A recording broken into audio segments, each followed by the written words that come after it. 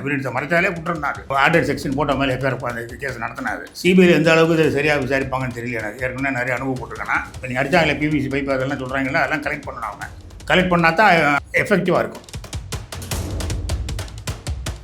ஒரு கம்ப்ளைண்ட் கொடுக்குறீங்கல்ல, அதில் பிடிக்கப்படக்கூடிய குற்றமாக இருந்ததுன்னா எஃப்ஐஆர் போடணும். காக்னிசபிள் அஃபென்ஸ் பிடிக்கப்படக்கூடிய எஃப்ஐஆர் போடணும். அது இல்லை அண்ணன் தம்பிக்குள்ள சண்டை, சின்ன சின்ன பிரச்சனை கம்யூனிட்டி சர்வீஸ் ரிஜிஸ்டர். அது வந்து சிஎஸ்ஆருங்கிறது கம்யூனிட்டி சர்வீஸ் ரிஜிஸ்டர்.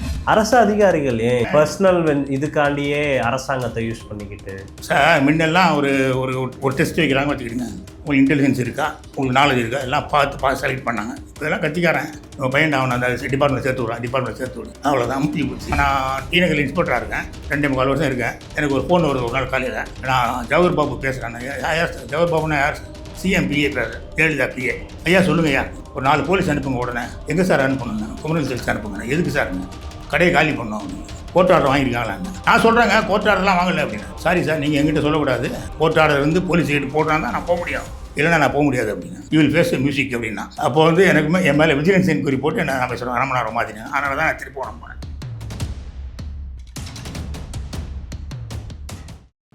இப்போ அந்த வீடியோ ஒன்று எடுத்தார்ல சார், அஜித்குமார் வந்து தாக்கப்படுற ஒரு வீடியோ, பத்ரகாளியம்மன் கோவிலுக்கு பின்னாடி இருந்து எடுத்த ஒரு நபர். அந்த நபர் வந்து இன்னைக்கு டைரெக்டாக காலையில் ப்ரெஸ்ஸில் வந்து அவரோட முகத்தையே காட்டி வந்து என்ன சொன்னார் அப்படின்னா, இந்த வழக்கில் சம்மந்தப்பட்ட போலீஸ்காரங்க எல்லாம் வந்து என்னை டைரெக்டாகவே கொன்றுவேன், உன்னை குடும்பத்தையே அழிச்சிருவேன் அப்படிலாம் அந்த மாதிரி 5 பேர் சம்மந்தப்பட்டவங்களா இல்லை இப்போ 5 பேர் ஜெயிலில் அதுக்கும் மேலேன்னு சொல்கிறாரு சார். அவர் மேலே நடவடிக்கை எடுக்கணும். அவன் சொல்கிற நடவடிக்கை எடுக்கணும் சார். அவர் வந்து ரொம்ப சுவமோட்டவா கோர்ட் வந்து சுவமோட்டவா எடுக்கணும். இப்போ சொல்லிட்டார் அவர், சுவமோட்டவா எடுக்கணும் இப்படி சொல்லிட்டார் அவர். என்ன காரணம்? அதனால் எதனா யார் அவரை மிரட்ட வைக்கிறத நீங்கள் விசாரித்து உடனே அவன் மேலே நடவடிக்கை எடுங்க அப்படின்னு சொல்லணும். கோர்ட்டு சுவமோட்டவா எடுக்கணும் சார். ஒரு காவல்துறையே இந்த மாதிரி ஒரு குண்டாசா ரவுடிகளாக செயல்படுற கலாச்சாரம் சமீப காலத்தில் ரொம்பவே அதிகமாயிட்ட மாதிரி இருக்கே சார்.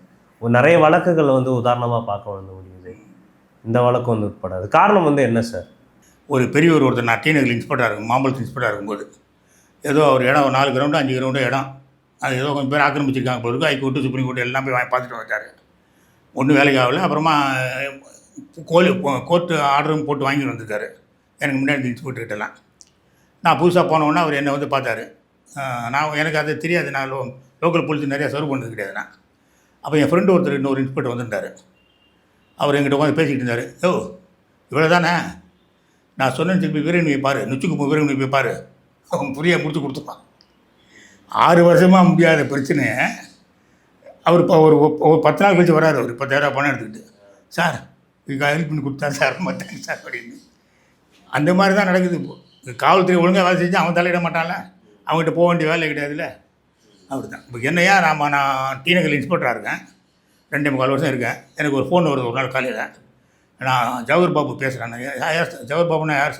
சிஎம்பிஏ பேர், ஜெயலலிதா பிஏ. ஐயா சொல்லுங்கய்யா, ஒரு 4 போலீஸ் அனுப்புங்க. உடனே எங்கே சார் அனுப்பணுங்க? குமரல் செல்ஸ் அனுப்புங்கண்ணா. எதுக்கு சார்ங்க? கடையை காலி பண்ணோம் அப்படின்னு. கோர்ட் ஆர்டர் வாங்கியிருக்காங்களாண்ணா. நான் சொல்கிறேங்க கோர்ட் ஆர்டர்லாம் வாங்கலை அப்படின்னாரு. சாரி சார், நீங்கள் எங்கிட்ட சொல்லக்கூடாது. கோர்ட் ஆர்டர் வந்து போலீஸ் கிட்ட போட்டால் தான் நான் போக முடியும், இல்லைன்னா நான் போக முடியாது அப்படின்னா. யூ வில் ஃபேஸ் மியூசிக் அப்படின்னா. என்னது? You will face music. அப்போ வந்து எனக்குமே என் மேலே விஜிலன்ஸ் என்கொயரி போட்டு என்ன நான் பேசுகிறேன் அரமணாரம் மாதிரி. அதனால தான் நான் திருப்பி போனேன். என் மேலே விஜிலன்ஸ் என்கொயரி போட்டு, ஏன்னா ஏன் என் மேலே வெறுமனா மாற்றினா ஏன் பிரச்சனை ஆகிடும், ஏன் இப்படி பார்த்தாங்கன்னா, அந்த வளர்ப்பு மகள் கல்யாணம் நடந்ததில்ல. இப்போ சிவாஜி கணேசன் எங்கள் அப்பாலாம் ரொம்ப ஃப்ரெண்டு.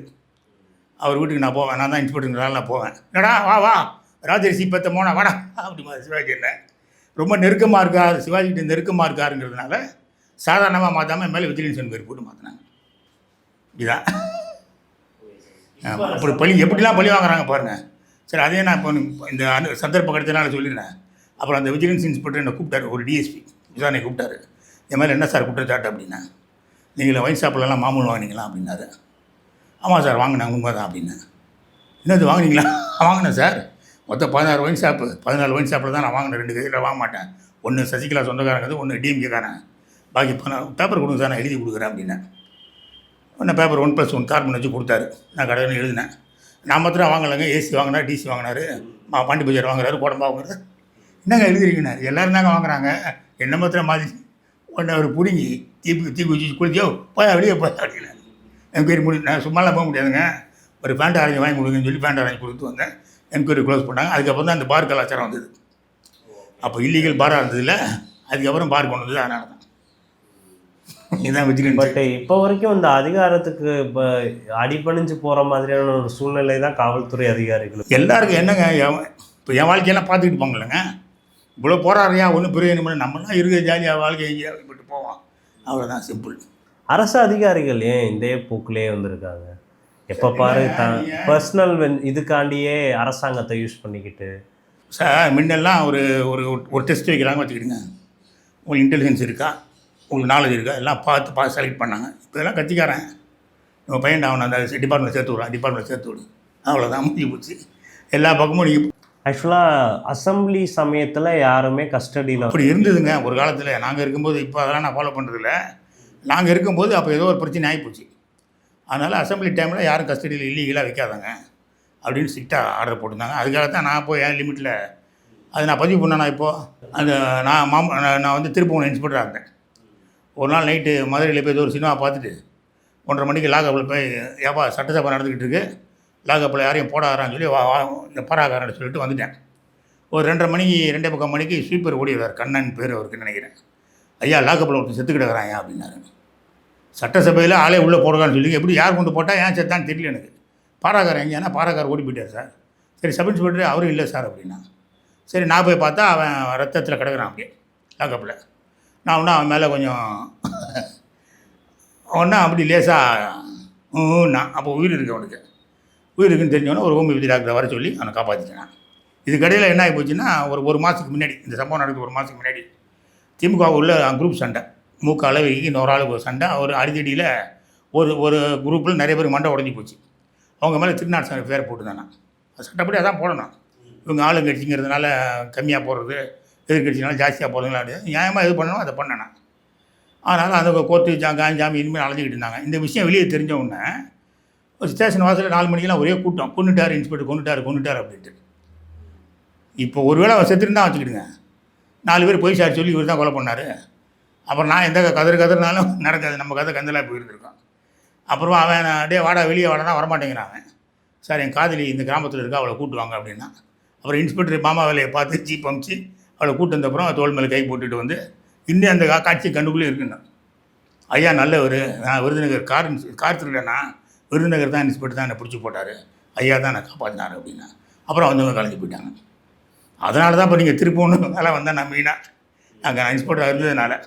அந்த மாதிரி ஆக்சிடென்ட், டிராஃபிக் ஆக்சிடென்ட் ஒன்று, ஒரு லேடி அடிபட்டு விழுந்துருது ஒரு நாள் ஈவினிங்கு. அப்போ ஒரு போலீஸ்காரர் அந்த பக்கமாக போகிறார் சைக்கிளில். அந்த பார்த்துக்கிட்டு இருந்த மக்கள் வந்து கொஞ்சம் விவசாயிகள், சரி போலீஸ்காரர் பார்த்துட்டாருன்னு சொல்லி அந்த ஏன்னா பாடி மார்க் பண்ணணும், அவங்க அதை ரிமூவ் பண்ணாமல் விட்டுறாங்க. அவங்க போடுறாங்க, இவரும் போயிடுறாரு போலீஸ்காரன். மறுநாள் காலையில் விஓ வராது, சார் ஒரு லேடி மாதிரி தெரியுது சார், மொத்தமாக லாரி ஏறி நசுங்கி போய் கொஞ்சோண்டு துணி மொத்தம் தெரியுது, கொஞ்சம் பல்லு தெரியுது, முடி நிறையா லேடி மாதிரி முடி தெரியுது, ஒரு பிரஸ்ட்டு தெரியுது சார் அப்படின்னாரு. ஒரு கூடையில் அள்ளி வச்சுருக்கேன் அப்படின்னு. அங்கே நான் போகிறேன், அந்த விவசாயிகள் வராங்க மேலே.